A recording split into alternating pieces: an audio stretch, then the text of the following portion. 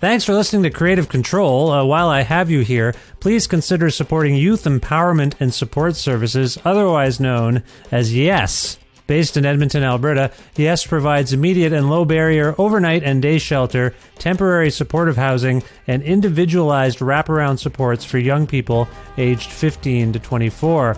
They work collaboratively within a network of care focused on the prevention of youth homelessness by providing youth with the necessary supports to stabilize their housing, improve their well-being, build life skills, connect with community, and avoid re-entry into homelessness. Learn more about how to donate or otherwise support YES by visiting yess.org. This is Dmitry Samarov from Chicago, Illinois. And I love listening to Vish Khanna's Creative Control because whether he's talking to a favorite musician or actor of mine or someone I've never heard of, it's as if he's introducing me to a new friend. And the way things are going, couldn't you use a new friend? Listen now. To make your flexible monthly donation to Creative Control, please visit patreon.com/creativecontrol today.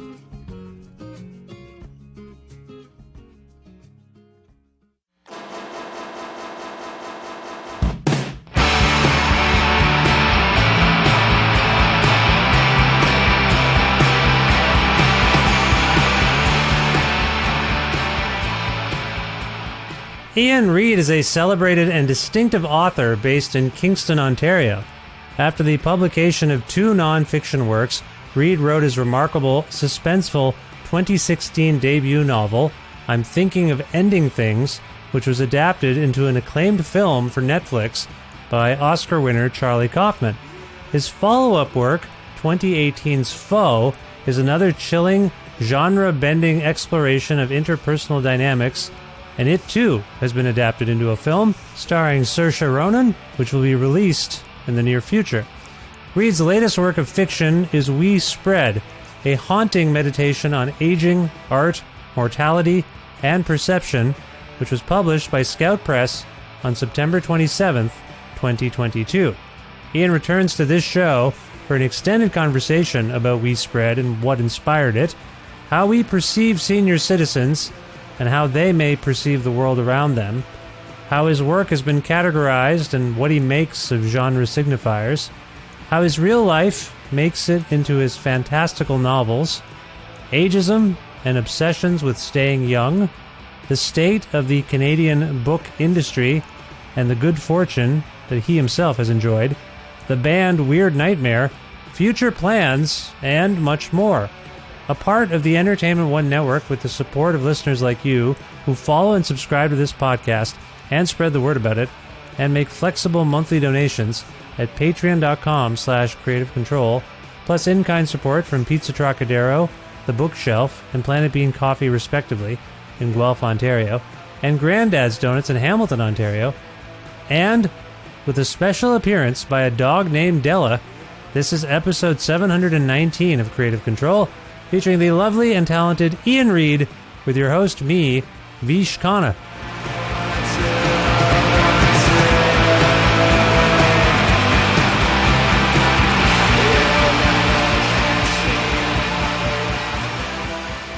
Hi, Iain. How you doing?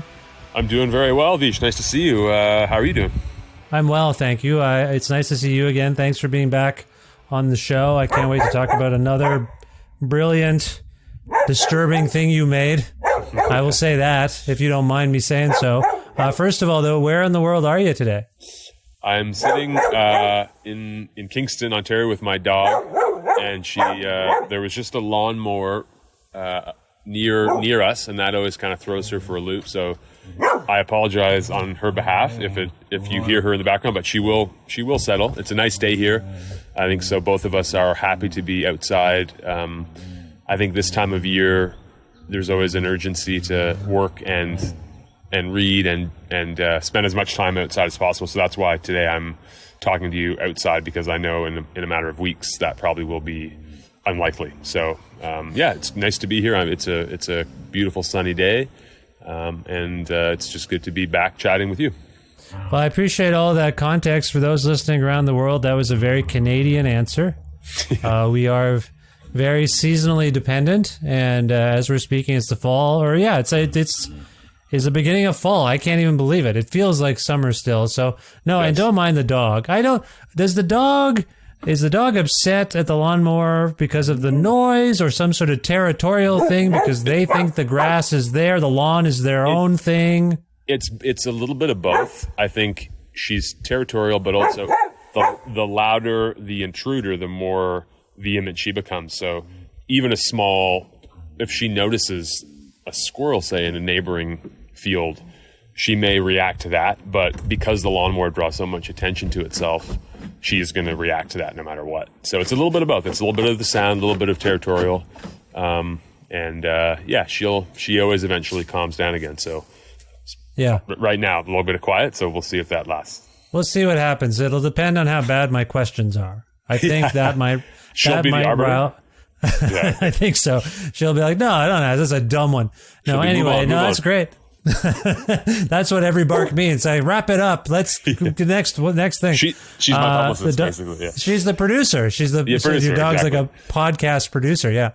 Again, congratulations on the book. I'll just those listening can't see this, but I'm gonna hold up a copy of my book like we're on a TV talk show. I've got We Spread here, and it's another brilliant thing, as I say, disturbing on some level. Let's begin with you and your words about this book. Can you summarize the action of this book for those who haven't encountered it yet, and then we'll get to maybe my who, what, where, when, why, and how in the hell series of questions. But can you first summarize it for those listening? Yeah, for sure. I think I've always had a bit of a hard time doing that with all of my books. Early in meetings with the publisher, there's moments or times, I guess, when that topic comes up. How are we going to describe this book? Or even when you're writing the copy for the back jacket. And I think my preference, if I had my druthers, I guess I would leave the back blank. I typically like to go into a book without knowing anything. I know that's unrealistic, and I know publishers can't do that. So it's always a bit of a compromise for me to say, okay, here's what I'm comfortable saying on the back because I would like people to go into it in a way knowing as little as possible. So all that being said, the way I would sort of describe We Spread is it's a story about an artist, a woman named Penny who is elderly and living alone, and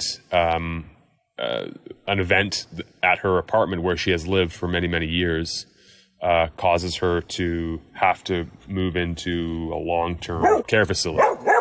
And then the story, I would say, evolves from there. So that is a very fair and succinct way of putting it. I will say these things to you. Number one, I like to ask authors what they are willing to divulge in summarizing the story, because I'm very mindful of spoiling things. As someone who has read the book, I'm in my second time through the book right now, and as a result of this, rereading part one, I'm like, oh shit, okay, now I see where I went there the first time. The point of this, though, is I think in your case in particular, the kinds of books you write, that blank slate at the back that you describe is really important, because you are in the realms of suspense, and I think misdirection is probably a fair way of... Is that a fair way of describing parts of what you do? I think so. I would say it's unintentional misdirection because, and this is maybe relevant for, I don't want to hijack the question, but, I think sometimes I will see this book or even my other two novels called thrillers or psychological thrillers, and I actually don't think of them that way. That's not how I set it. That's sort of not what I set out to write, and I always think, psychological thrillers is a very particular genre, and I read those books, I know what they are, and I think if someone came to this book expecting that, they would be disappointed, I think, because they offer something slightly different. I do think probably, again, I don't plan this out, but there are elements of various genres in this book, and I think, there is suspense. It can be unsettling at times, surreal, but I think, similar to, say, music, if you had if you had like a slide guitar in a song, is it immediately now a country album? Fair enough. Yeah. Probably not, but it's like trying to take pieces of things that I think are interesting and that I think are relevant. And I also think I don't mind if people read it a particular way. So if a reader picks it up and by the end of the book, they think, oh, I read this as a psychological thriller, I have no problem with that. I'm always just a little bit more leery, I think, of if, let's say, a bookstore puts it in that section, or if just because, again, I think that promises something that maybe it isn't. But definitely, I think there are elements of that genre in the story, and so. But again, I don't write with an outline, and I don't plan out elements of the story. It's more I get an idea of an image, I get an image, or I get a question in my head, and then I just kind of start writing, and maybe at some point an image might take me down a path that is pure comedic or something, but in these first 3 novels I've written, it does seem to take me down a path that is a little more unsettling, and really I'm just trying to get at some questions that I find interesting. I think genre signifiers are often applied by other people to things for their own grounding. It can sometimes reveal that they don't actually know what it is. So they just need a foothold. Yeah. So they'll as you're speaking. That's right. As you're speaking, I grabbed. So what I have here is what they call in the biz an ARC, an advanced reading copy. Yes. So as you were speaking, I'm like, I wonder how they framed the book on the back. They'll usually write some sort of genre thing. Fiction. Yeah. That's all it says. Yeah. It just says fiction. Exactly. That's great. And I'm happy with that. I think, that is obviously the most broad term that you could apply to it. And so I am more comfortable with that than any particular genre, be it horror or, I know the publisher has called it philosophical suspense, and, I understand that too. Or, with Foe, my last book, there were some sci-fi elements, and so I kind of don't mind how readers interpret that, or if they discuss that, but it's more, I think, if you sent the book to someone like yourself, or if you said, okay, here's a thriller, or say a reviewer, and you said, here's a thriller, they're going to expect something else. And I feel like especially with my first 2 books, I would come across reviews sometimes, and it seemed like the reviewer was only thinking of a thriller when they read it. And so it sort of, it didn't seem like the best way to go into the book with that in that context. I think if you come to that by the end, that again, that's valid. That's however any reader interprets it. I'm happy with. So, but I think going into it, the more open,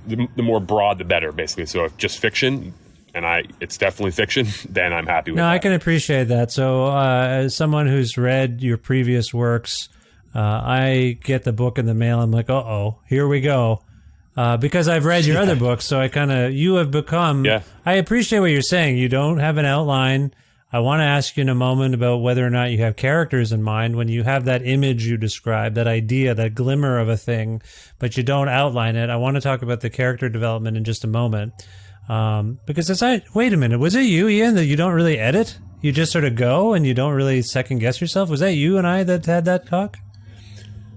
Well, it's possible. I think when I'm writing a first draft, I try not to edit myself at all. You just go. That's a very particular stage. Yeah, just go and try and get that first draft down. And that's also the hardest part of the process for me, is that first draft. I think because I'm starting with very little, sometimes just an image, or sometimes just an idea or a question.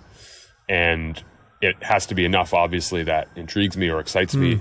And then I follow that path by writing about it.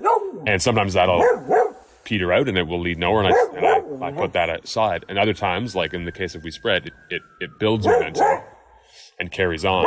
Yeah, so and then I discover things. So that first draft is basically just getting it down. Where I'm coming from, because you just said discover there too. I think that you have maybe this outlook that I hadn't really considered before, which is a bit of verite thing, maybe like you rely on your instincts to create these worlds, I think, and as a result, you're even getting a first impression of your own work, as you're going. Like, I'm not trying to make it seem like you're having an out of body experience or something weird, but I feel like you would hope that the readers are coming to your work, and you're still a relatively young.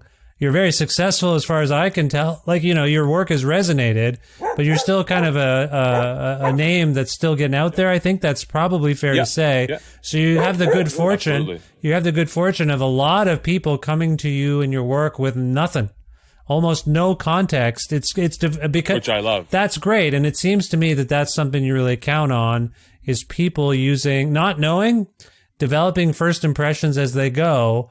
The same way you tend to create a little bit. Is that a way of tying it all together? That's a really good way to look at it. I think that's how I feel as I'm writing it. If I feel surprised as I'm going, or if I go down into a direction I'm not expecting, it's a great feeling, and I think that then is in the work too for someone reading it. They hopefully they'll feel that surprise too. And that's one of the reasons why I don't like to plan out too much, because if you set out and start planning, yes, you have that comfort of a map to start with, but then you end up staying on course and you don't veer off, you don't find new things. And as I'm writing, that's what I find most enjoyable, are those moments of surprise, and they really do feel like discoveries. It feels like I'm discovering something, not that I'm making something up. And that sounds silly maybe, but it does feel that way. And especially as you get farther along in the draft, and then pieces start to shift and they start to link, and you see them coming together. So not just character development, but actually pieces of the story and plot and metaphor, they all start to kind of, when something's working, it starts to come together. And I really enjoy that. And that's why I wouldn't give that up by ever trying to plan a story in too much detail. No, and I, as a reader, I appreciate, as you can tell, I'm trying to be ginger about what we even reveal to people. I want people to read the thing, but I do think it's worth exploring some of the background and impulses, that vision. Yeah. So we have alluded to your novels. We've alluded to, I'm thinking of Ending Things and Foe, and now We Spread. That's not it though for you. What was the first? And it's not even as I recall. What was the first thing you wrote? I'd written 2 books of nonfiction before my novels, and both of them were, I guess, small, kind of gentle memoirs, humorous, if you think they are. Maybe that was kind of the attempt. Kind of humorous, maybe. Like in a culinary analogy, maybe something like mac and cheese, like kind of comfort food that you can go to if you're tired or feeling maybe a little down. Yeah. The first one was about being kind of in my mid-20s, and after kind of doing various jobs, I ended up getting a little radio job in Ottawa to work at CBC Radio to review old books. Very minor, 5:30 in the morning type thing. No one's listening. 15-minute spot kind of, but I was excited by that, so I took it. And when I returned to Ottawa, I didn't have anywhere to live and was not making a lot of money predictably with that job. So I asked my parents if I could come back to their farm for a couple of weeks and live while I figured things out where I'd go next. And they said yes. And then it, eventually turned into a year of being back at the farm and kind of in that spot in life when it's unclear what you want to do, and you're kind of seeing people around you excel and work and find, their path in life in a kind of direct way. And it just seemed funny to me that I was in this situation. I mean, it was a little sad too, but also, humor is a good way to, I think, shift the perspective of something like that. And it just so happens that my parents are humorous. I think they're kind of characters. They're both unique, and they have a really, what I think of as a nice relationship, something that I probably took for granted when I was growing up. Yeah. So to be back as an adult and be around my parents and be around the farm where I grew up again, something else I took for granted, which is the space, being around animals, I started to see everything a little differently. And so it's sort of a book about that, all of that in it. It's called One Bird's Choice. And then a couple of years later, I wrote a book, also nonfiction, about a very minor road trip that I took with my grandma when she turned 92. In fact, so minor that I basically just picked her up about 2 hours away where she lives and brought her to Kingston where I live, and we spent 5 days in my apartment, which sounds bleak and unfun, probably to most people, not in any way the type of gift that I had offered her, which was an actual trip somewhere. And I kept it a surprise because I myself didn't know where I was going to take her. And I was worrying the whole time before the trip, like, what can she do at 92?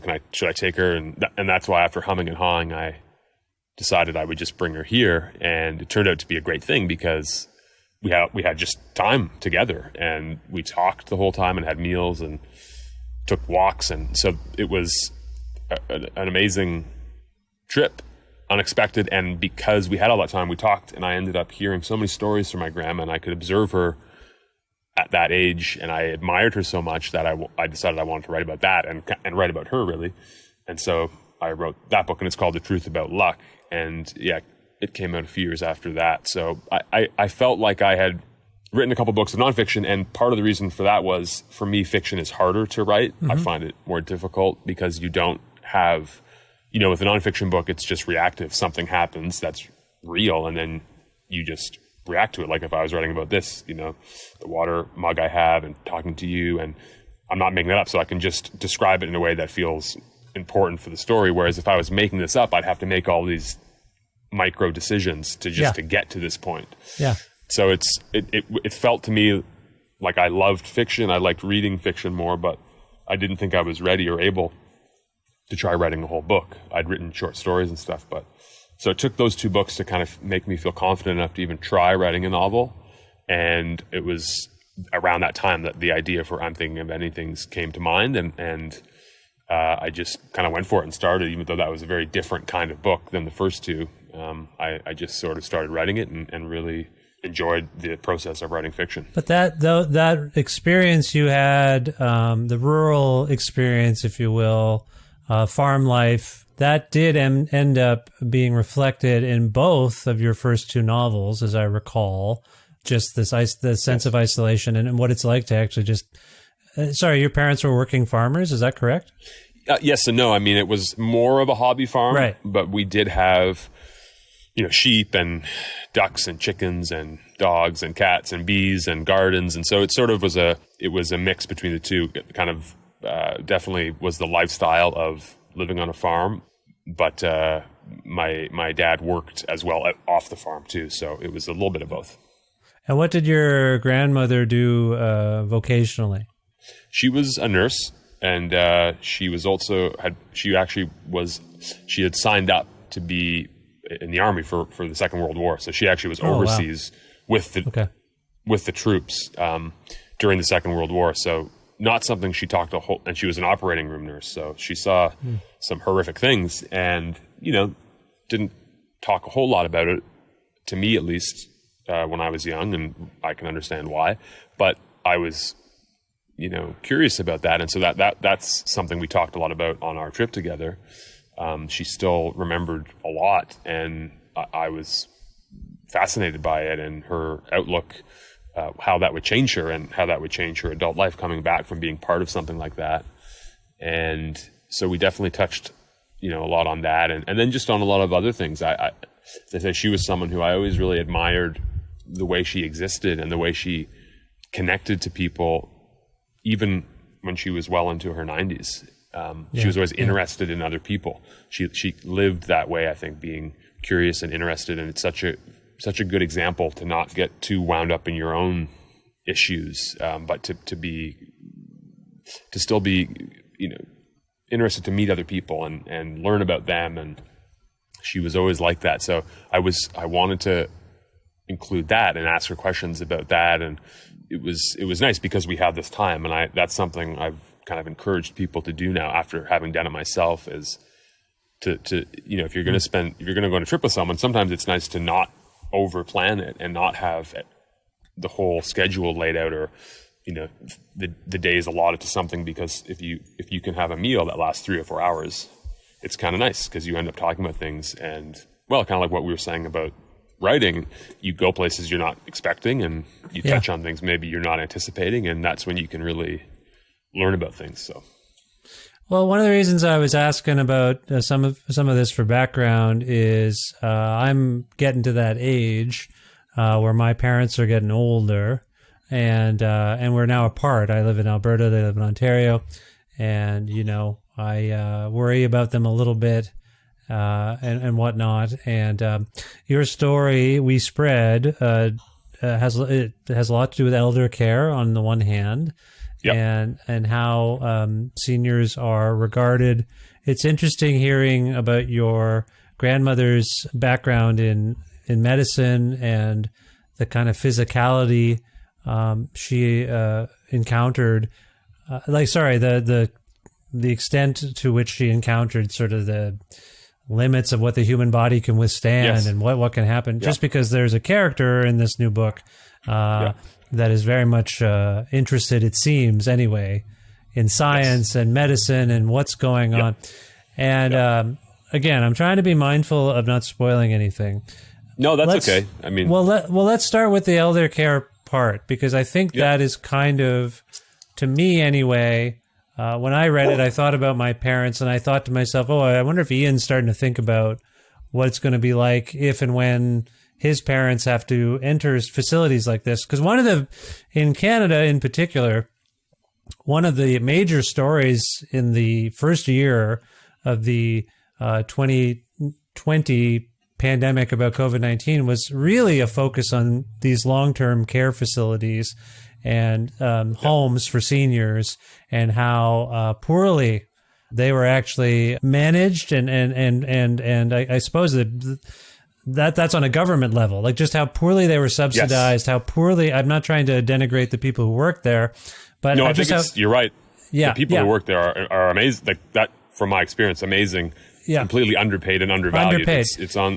It's the government level that failed completely. It was just such a huge part of the narrative. Like, this virus is ripping through these communities, and the people are not being taken through these homes and centers and whatnot, and no one's really taking care of it. And in a way, and also it was sort of an accepted loss. So, oh well, they're seniors. Yes, they're just going to get this thing. Why we got to worry about everyone else? So they're really, anyway, sorry, Iain, all I'm getting at is I think that's connected to the book too, those certain themes, like, go ahead. Just the way we perceive elderly and aging and nearing death, and how we mostly fear it and kind of revile it. Use value, productivity in society. Productivity. I guess where I'm coming from when I read this book is, and the timing of it is, do you suppose any of that narrative stuff that was going on in the media and in your real life, your real experience, and people of our age who are going through stuff like this, do you feel like any of that may have spurred you on to pursue a book like this one? I mean, I think that's a really good question, but it is kind of funny in that I actually had kind of I wrote most of this book before the pandemic. Oh, really? Okay. Huh. Yeah, but it became even more relevant for me because of everything you just said. Yeah. What got me to start writing it was actually my own grandma moving into a care home, and right before she turned 100, she had been living in her own house that she'd been living in since the 50s, and got to that point. She had developed dementia, and it became a bit too much to be living there. So, a care facility, a care home was found, and she moved in, and my family, we obviously helped move her in, and we're spending a lot of time with her there. And that was my first meaningful experience, I would say, seeing somewhere like that. And I was impressed both by my grandma's ability to adapt and to connect with other residents, some who had severe dementia, connect in ways that almost how children might connect on the schoolyard, and how she would interact with the staff. And I was so impressed with the staff at this facility. That's the other thing. The job is so demanding, working with elderly people, and it's something just culturally we don't value enough, and it's awful. And they were so kind to her, and I think she connected with the PSWs and the nurses there, and the way she did with the other residents. But just that environment, just the idea of being at that stage of life, having any kind of cognitive decline and having to adjust to somewhere completely different, I was interested. So that was, in this case, it wasn't an image that I started with, but a setting. And I knew I wanted to write about that because I was so interested in it and thinking about my grandma living there. And that's how the story started. So again, following the thread I was trying to tie between the kind of agrarian settings of your first two novels and also the relationship stuff, which is always really fascinating to me. Your interest in relationship dynamics. When people pick up this book, you will discover that the main character, Penny, is just haunted by the long-term relationship that she and her partner were in. So that part's there. Where I'm coming from in this little run of thoughts about what you just said is this seems to then be, if my previous theorizing is correct, We Spread is another product of you kind of taking nonfiction, real life stuff and trying to process it, if you will. Sorry, that might be putting too much on you, but I think you do. My sense of you, from my familiarity with your work and our conversations, is that you do try to process the real world, the nonfiction world, via fantastical fiction. Yes, and I would even say more specifically, questions and ideas that I'm personally invested in, that I feel that's something that I think has surprised me, is that all three novels I've written feel more personal than both of those nonfiction books. And I wouldn't have anticipated that, but it just turns out that any kind of fictional work that I spend time on has to feel personal. Otherwise I won't be able to do it. I won't be able to devote that much time or energy to it. And so I think not only are you right that I'm kind of starting from a position of being in the realm of nonfiction before I actually start delving into something that I make up. The premise is made up, the characters are made up, but what I'm writing about is real, and it's real for me, and it's things that I'm unsettled by, or I'm uncomfortable with, or I'm just unsure about, and writing about it is exploration for me.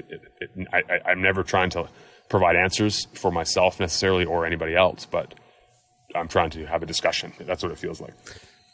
Can I talk about myself for just a little bit? Because I think I might be dumb, but I might be a dumb person. But here's what happened to me. As I said to you earlier, I'm into the second time through this book, and the first time I'll just tell you I'll just tell you something.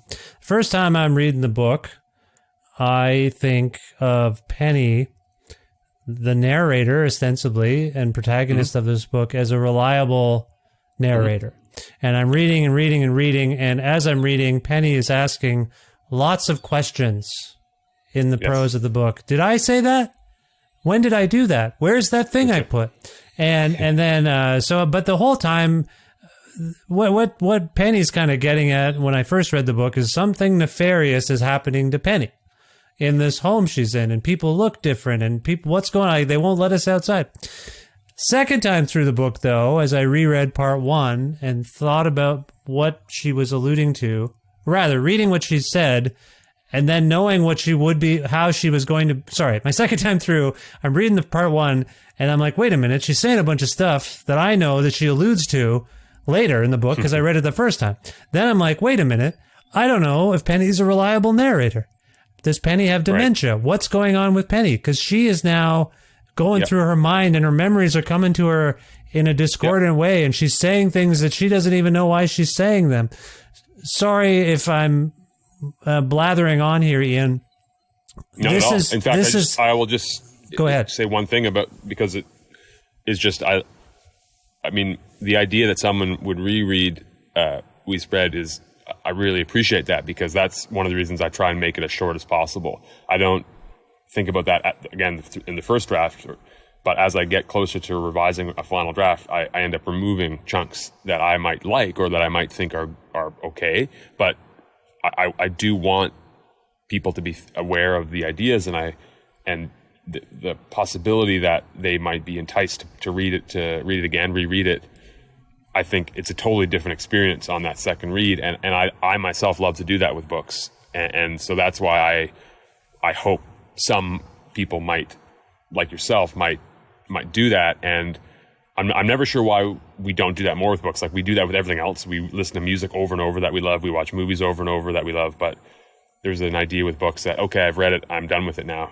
And maybe because there's so many, it somehow feels wasteful to reread a book. But I really don't agree with that. I think it's every time you read a book and reread a book, it's different, you know. And there are books I have read 5-6 times. So I think those who listen to the show with any semi-regularity know that this is not the first time I've had an author on and said, I've reread your book. There have been occasions where I've read a book 3 times, and I've just sort of said it because each reading reveals something. You're absolutely right. Like I've seen the movies Jaws and The Godfather 1 trillion times. Like Yes. I literally probably, like I could not, if they're on, I'm done. If they're on TV, you're locked in. that's my day. Yeah, I'm in. And and there's always something I pick up from it. Yeah. This book is one where I think, and your other books as well, like the third time through, whatever, you're going to be like, oh, okay. I should have saw that coming the first. It's one of those things where I'm like, you know, you said people think of it as a psychological thriller. I think it's because it makes them think things that they weren't expecting to think. It's almost less about what you've said. I mean, sorry, there's the chicken and egg argument there. You say or write a thing, and then our brains start going. Like I'm the one unsettled. If I was a different person, I probably wouldn't be. But I'm the one who gets. That's how I mean, when I feel that as a reader, it's a great feeling, and it makes you want to stop for a moment and pause the narrative and think and reflect on what was just said or written. And again, that's what I think of as another beauty of books, is that you're in control of that. It's not dictated for you. You can stop anytime you want and reread a paragraph or reread a whole page, or just stop and reflect. And there is no rush in finishing a book. There's, you know, reading it at one's own pace is I think the right way to read. So I appreciate all that, you know. No, and it's my pleasure. I mean, I gave myself a project with this podcast that brings me back to my school days, where it's I'm like, oh, I got to interview a musician. I'm going to listen to their album 50,000 times before we talk, so it's at the ready. If they say something, I'd be like, oh yeah, you said that in song 9. Similarly with your book or authors, I try to reread books. Let me go back to my original train of thought though, because where I was leading us initially was, this seems to be a book about elder care, and maybe what we think is going on in such facilities is different than what is actually going on. Second time through, I realize it could still be that. There's something not right there, but also this seems to be a meditation on cognitive decline, on dementia, on disorientation. Are both things possibly true from your perspective?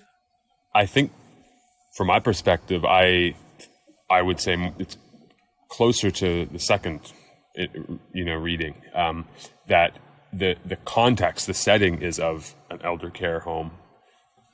But I was less interested in writing about that than I was about writing about those things you just mentioned, and ideas of what I feel like is a cultural obsession with youth and trying to stay young, and a fear of aging, and a fear of getting closer to death, and just a fear of death in general, and wondering why that is. Why isn't it that we, as a culture, we don't value aging and value getting to that, being appreciative of that point in life? That's what I was really interested in, and using my grandma as an example. She was someone who did get to that. She was fortunate enough to reach a stage of life that is elderly. She was 102 when she died, and she was never scared. She got to that stage with such grace that I feel like it was a great example for me. And she wasn't overthinking it. She seemed appreciative to be there, and was always happy to be around her family and friends who were around her, even as her dementia worsened. And I appreciate that. I like that idea that it's not something to fear necessarily getting older. That there's certain value that comes with that we lose certain, usually not always, but usually physical things. But there's so much other value that we often don't include when we're thinking about these things. So I was really interested in just why that is, and combining that then I think with advancements in technology and in healthcare and the certain emphasis we place on that, and what you mentioned earlier, being productive, and that's where value is supposed to come from. And that's not just for any particular age. I think that's across the board. That's sort of our mentality. It doesn't seem right to me necessarily, and especially in the context of art, which is what Penny is interested in. So all these threads, I think, were in my mind as I wrote. I was finding out things about Penny and the context of where she lives and her life, and I started to try to thread these things together into a kind of cohesive narrative that hopefully people can interpret and pull from what as they see fit, and what becomes relevant for them. Well, I appreciate what you're saying about the maybe I think I don't want to misspeak, but the overemphasis on youth, certainly as it relates to the elderly. I appreciate what you're saying there, but there's a section in there's a segment of this book where Penny is pondering an offhand comment that she hears one of her fellow residents talking about, which is in the realm of immortality. And there's this sort of manic more and more and more and more and more segment. And I think there's also this weird premium placed on immortality, that the notion that life shouldn't be finite.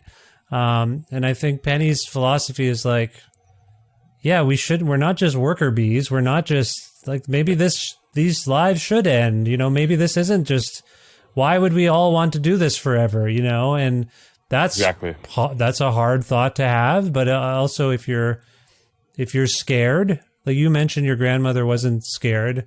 I don't think that's the case for Penny.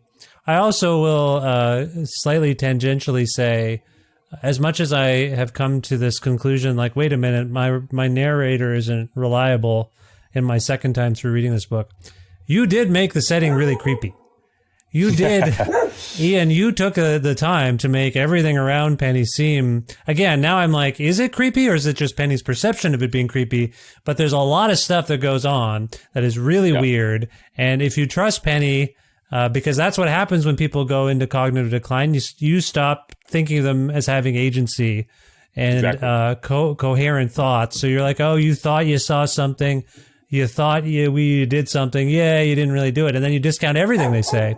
So I think there's a lot of this swimming around in who to trust, who not to trust, who's the reliable narrator, who has honest intentions here.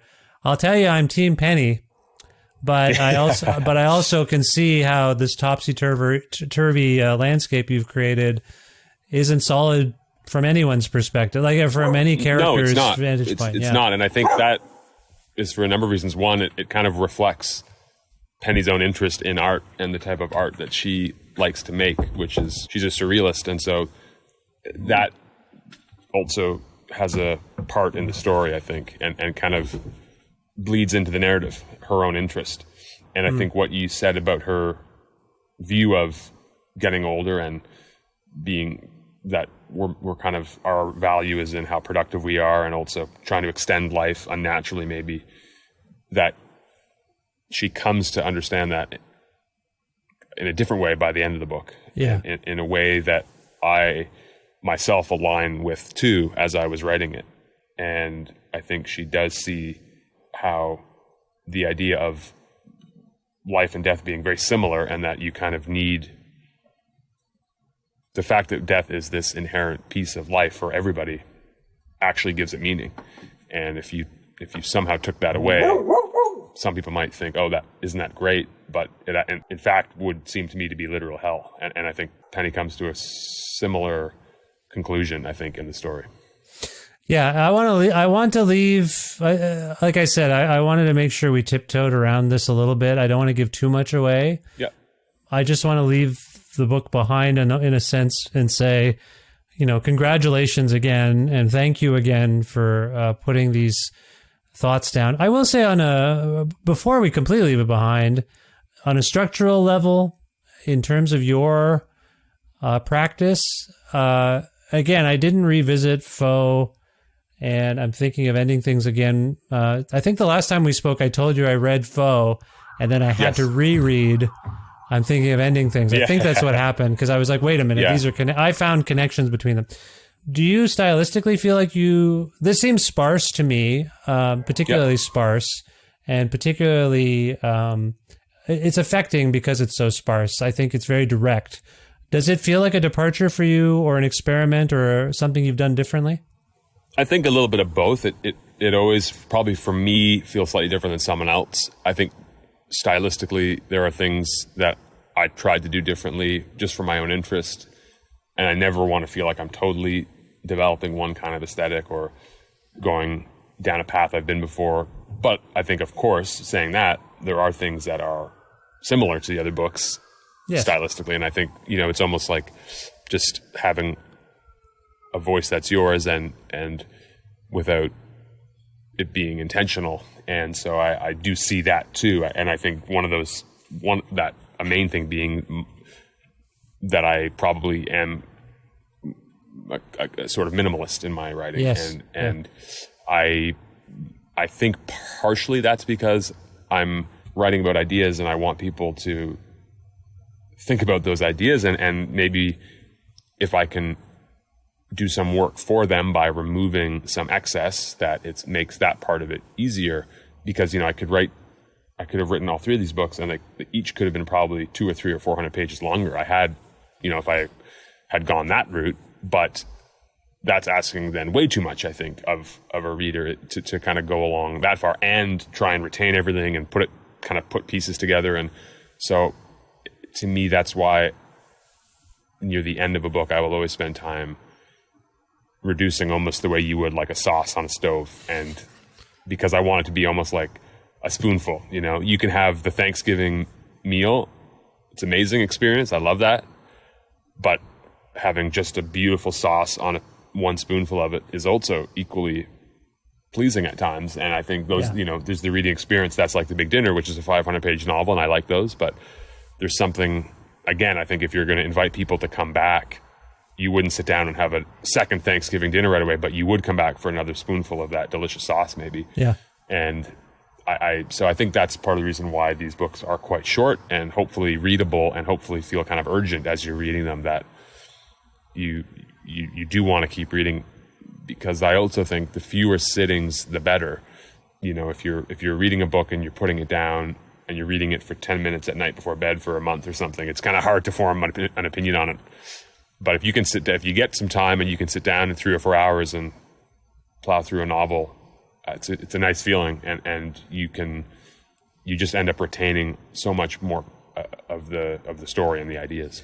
No, that's well said, and I appreciate that. While we're on the topic, as we're speaking, there's a lot of chatter about the book industry, particularly in Canada. How are you feeling about just the state of your field? Because there's book mergers and companies coming and going, and a real reckoning, feeling like this isn't working. Like, this system here does not support the people making this stuff. You've had great success, I would say. I mean, your first book was turned into a Netflix thing, and you worked with Charlie Kaufman. I mean, who's got that? Foe, I think, was also...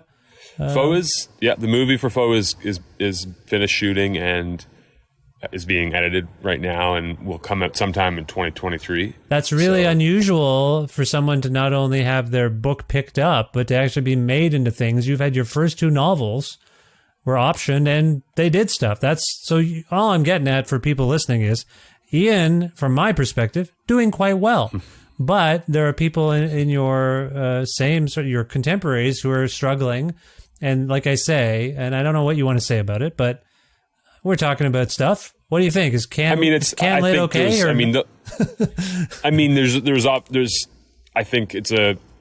There's lots going on, and I think from the side of it of getting film adaptations, there's so much luck in that too. Really, yes. I mean, there's so many good books that someone may not. It might not end up in the right hands, or in like in the case of I'm Thinking of Ending Things, Charlie happened to read that book, and then something about it appealed to me, wanted to make it a movie. So that's just luck, you know. Well, you told. Sorry, we got to tell this quick story again, because you told me what happened with Charlie finding your book. Can you quickly tell folks what happened if they missed it the first time? Yeah, the book came out, and my agent had been sending it around to some producers, and I was not thinking anybody in the movie world would be interested in this book. It's quite philosophical and just strange, and you know, a lot of it takes place in a car, so it doesn't scream cinema. But there was a couple producers who called, and I never felt like they were going to lead to anything. And I didn't even really find them overly enjoyable. They seemed like they didn't talk about any of the ideas of the book, or so it didn't seem like it was kind of going anywhere. And that's sort of what I had anticipated. And then you know, out of the blue, she got in touch with me one day and said, "Oh, you know, next week would you be able to? Do you have time?" I guess she said, to talk to Charlie Kaufman. And I remember looking down at my desk, and I have this like desk calendar, which was literally blank. Like there wasn't one entry for the whole week. And I said, "Oh yeah, I think I can, you know, find time to talk to him." I was a big fan of this, so I was just thrilled that he had even reached out to the agent to you know, want to have a talk, and it was great. He was so generous and kind, and I could tell right away that he was the type of person that I like.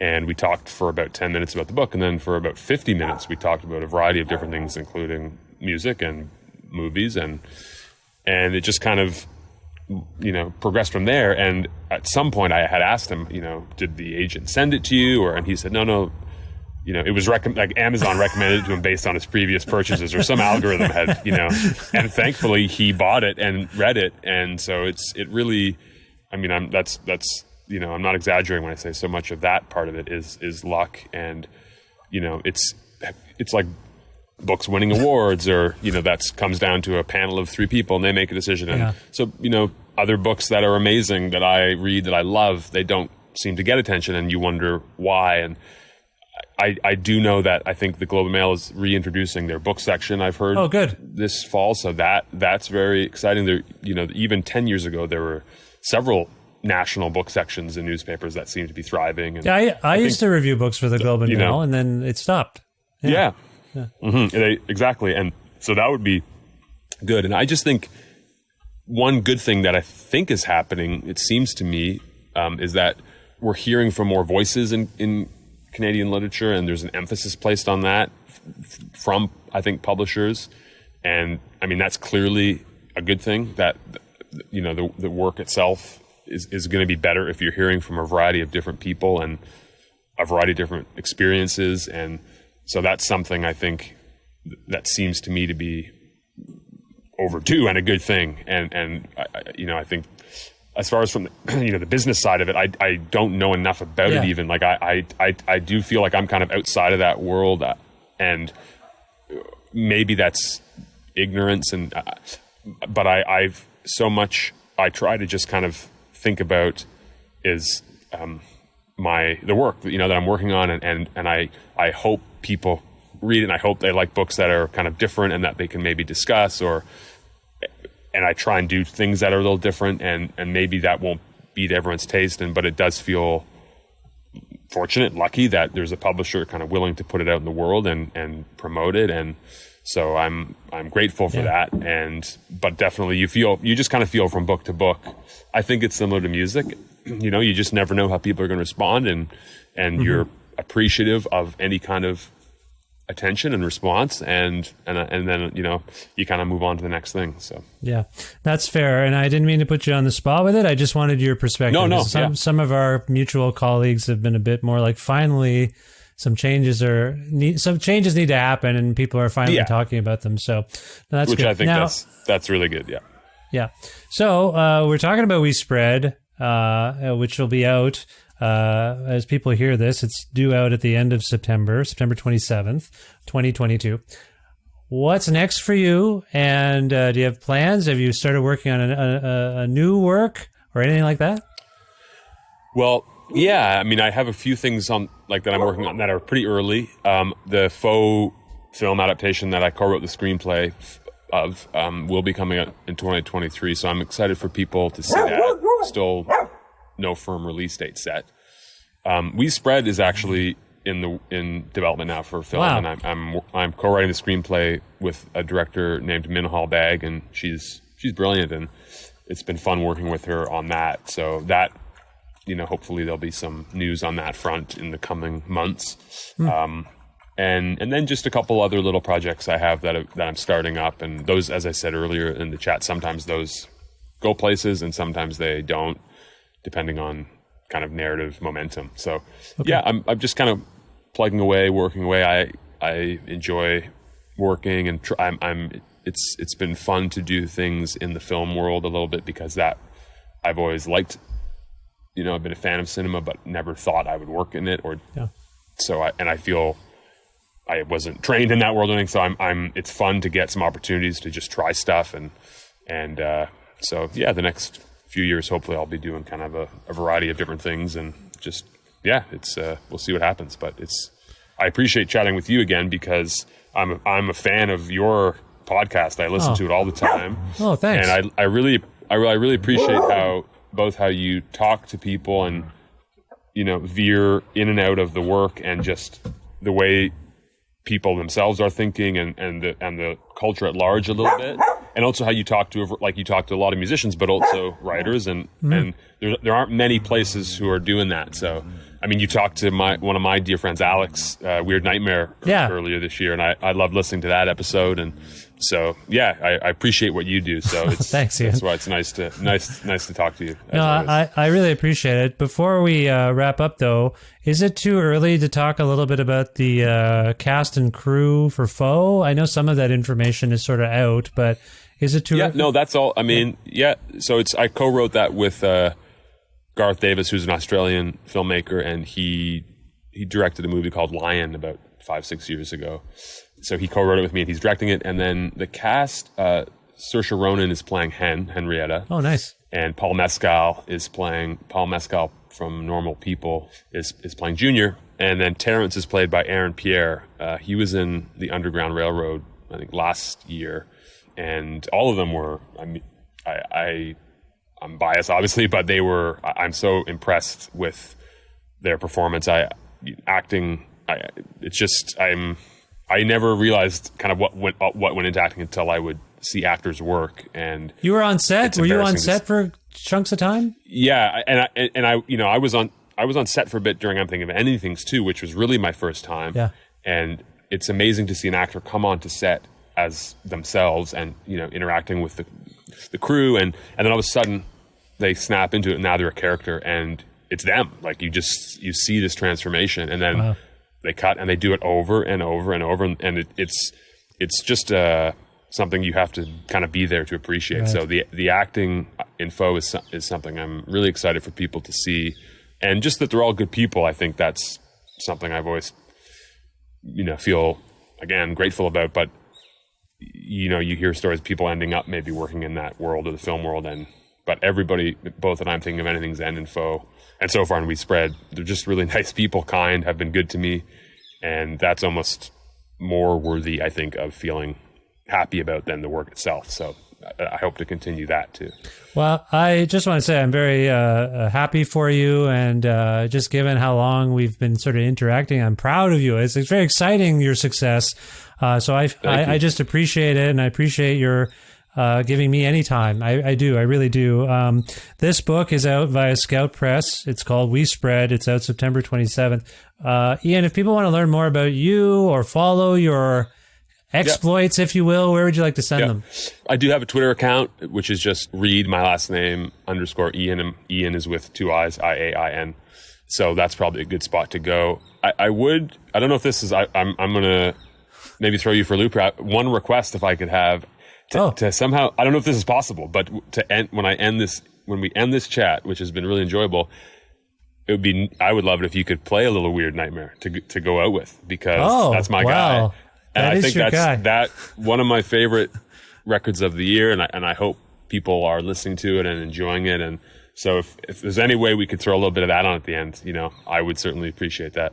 I'm sure that can be managed in a permissions way. I'll send notes to the respective people.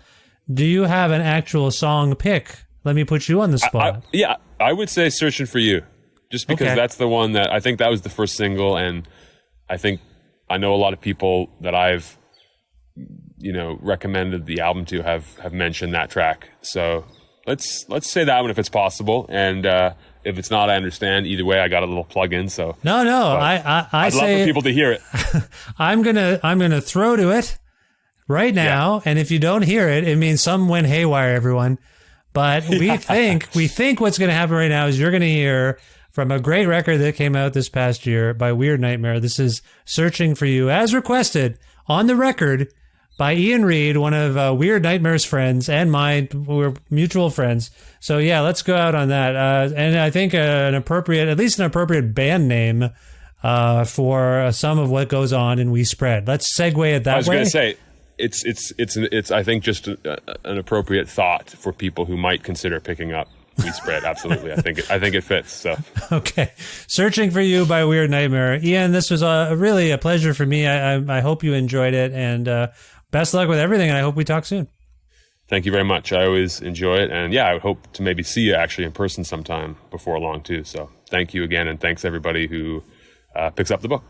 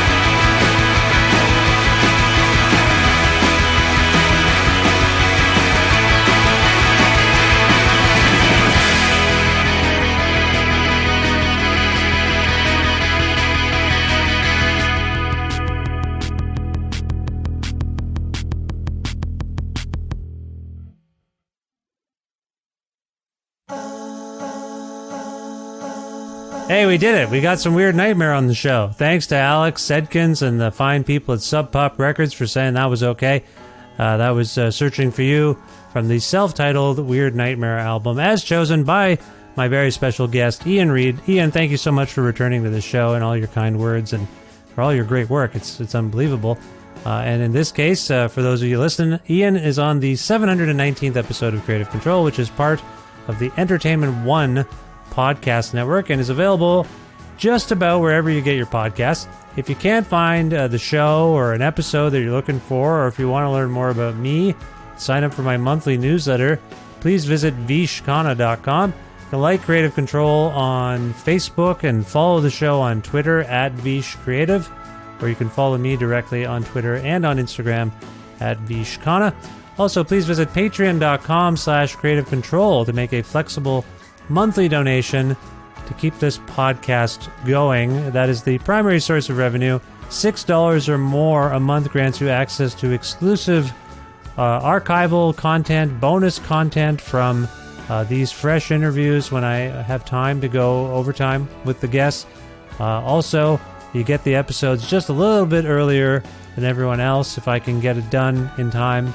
Of late, it's been out hours earlier, 7-8 hours before everyone else gets it. Usually the day before is what I'm saying. It just depends on my production schedule. But yeah, that's a perk. Anyway, $6 or more a month grants you access to all of that.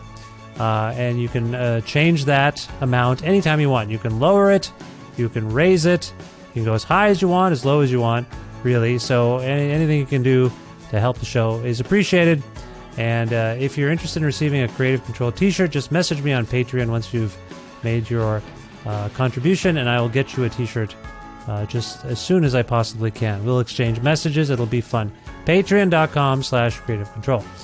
Thanks again to Pizza Trocadero, The Bookshelf, and Planet Bean Coffee, all fine establishments in Guelph, Ontario, and Grandad's Donuts in Hamilton, Ontario, for their in-kind support for this show. Thanks to my old friend Jim Guthrie for lending me some music on the show. You can learn more about Jim at jimguthrie.org. And finally, thank you for listening to this episode with Iain Reid. I urge you to pick up all of Iain's novels. We Spread is the latest one, and it's wonderful. I hope you enjoyed our conversation about it, and it piqued your interest without ruining the book. There's a lot going on in the book, so check out that book, and please subscribe to this podcast if you don't already, or follow it or whatever, and tell your friends all about it. That helps spread the word about the show, and that's all I got to say. Thank you so much. I will talk to you very soon. Take care of yourselves. Bye for now.